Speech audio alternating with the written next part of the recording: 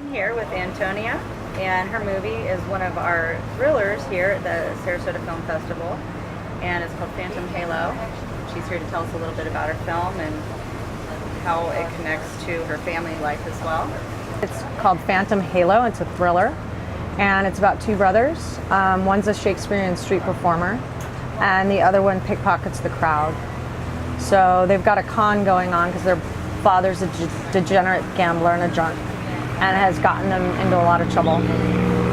A loan shark comes to collect on a bad debt that the father has incurred, and he goes to the older brother because he knows the older brother's responsible, and he says, "You've got 2 weeks to pay me back what your father owes me, or I'm going to kill your little brother." So it's pretty intense. It's pretty intense, and the brothers are very close.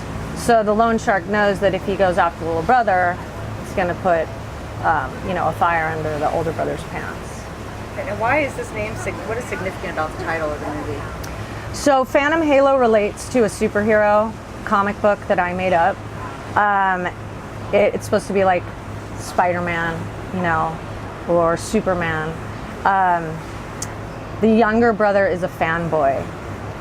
Even though he's trained as a Shakespearean actor by his father, he loves to read comic books, and his father doesn't let him read comic books, so he hides them in the Shakespeare books that he has to study.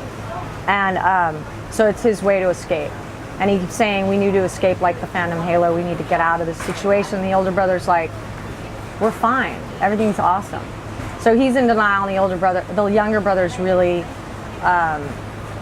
he really knows what's going on. Grasping he's for kind of like, it sounds yeah, he's like the omniscient, all-knowing superhero, so And to I speak. also recently learned that you dedicated this film to your mother. Yes, my mother is Polly Platt, and she was pivotal in starting several people's careers who you may have heard of. Cameron Crowe, she produced Say Anything. J.J. Abrams, she helped him develop his second screenplay before he went on to do Felicity, and then the rest is history with J.J. Abrams. And also Wes Anderson, she produced Bottle Rocket. And she was a production designer first, and then a producer, and also a writer. So I grew up around that. And your father's a director. And my father's Peter Bogdanovich. He directed The Last Picture Show. He was cut out for me, and I tried to leave the industry for a while, but it was calling me back. I really wanted to come back on my own terms. So this story is really about my family and how, to the outside world, you're a great performer, you're successful maybe, but on the inside there's a lot of going on, a lot of turmoil, and a creative, artistic family. So this film certainly reflects all of that. Yeah. Well, when can we see this? It played on Wednesday at 2:15, and it's playing tomorrow, Saturday, April 18th at 2:30. We had a great response. I was a little nervous because I wasn't sure if the crowd would like it here in Sarasota, but a lot of women came up to you afterwards. I mean, the film is going to be rated R, so I was a little worried about the violence. It's not gratuitous, but it's intense.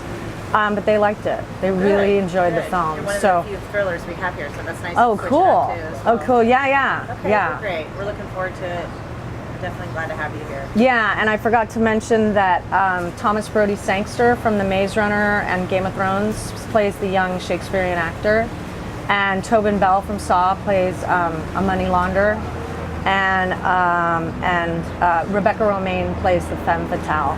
Because it's an LA noir. Modern noir. Perfect. One final question for you.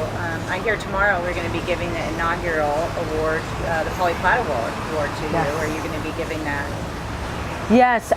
The festival called me and asked me if we would come present this award to a prestigious woman. It's not only going to be for women, but this year we'd like to give it to a woman because of my mother. And so Linda Obst, we're giving the award to Linda Obst, who just produced Interstellar. She has a long history of great producing, and so we're giving the award in my mother's name, and my sister Sashi, Alexandra Bogdanovich, is flying down, and my other sister, and we're going to give the award tomorrow night. I'm really excited about it. To honor my mother and all the work she did, and she paved the way. I mean, she was the first woman to be to join the Art Directors Guild in the early 70s. Oh yeah, She was the huge. first female art director. I mean, she was a production that's so designer. special. Yeah, We're so really looking forward to being present female for that. power. We Okay. need to empower our Amen, women in this sister. industry. So, That's right. thank All right, you. well, great. Thank you so